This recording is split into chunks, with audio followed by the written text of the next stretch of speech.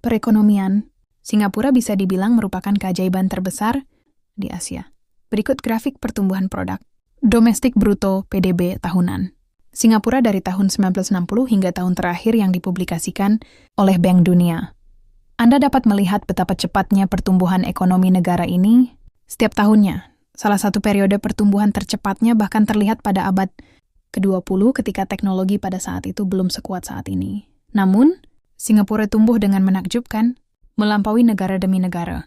Namun memahami pertumbuhan PDB mungkin tidak benar-benar mencerminkan ukuran perekonomian Singapura.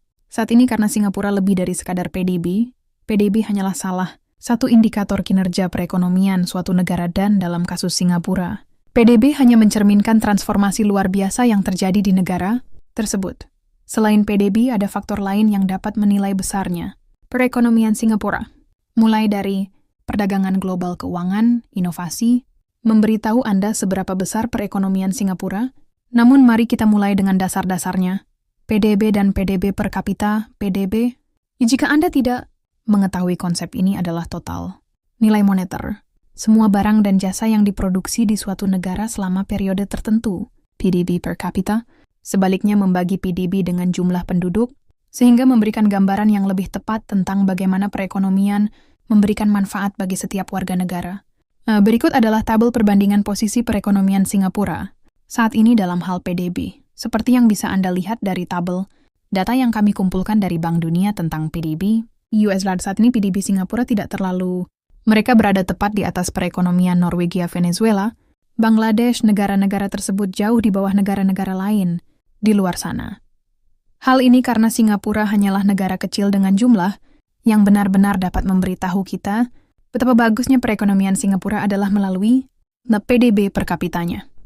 Sekarang seperti yang dapat Anda lihat dari grafik dengan data, dari sumber yang sama kita dapat melihat bahwa PDB per kapita, Singapura termasuk yang terbesar secara global.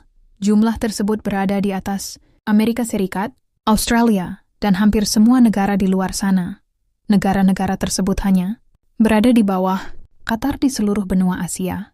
Membandingkan Qatar dengan Singapura mengingat Qatar adalah negara yang kaya minyak, sedangkan Singapura memiliki sedikit atau tidak memiliki sumber daya alam, dan banyak hal lainnya mungkin dapat besar.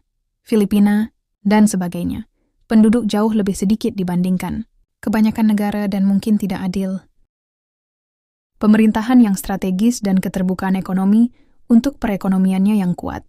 Sekarang setelah kita memahami posisi negara-negara tersebut dalam hal PDB, mari kita bicara tentang bagian penting dari perekonomian Singapura, perdagangan.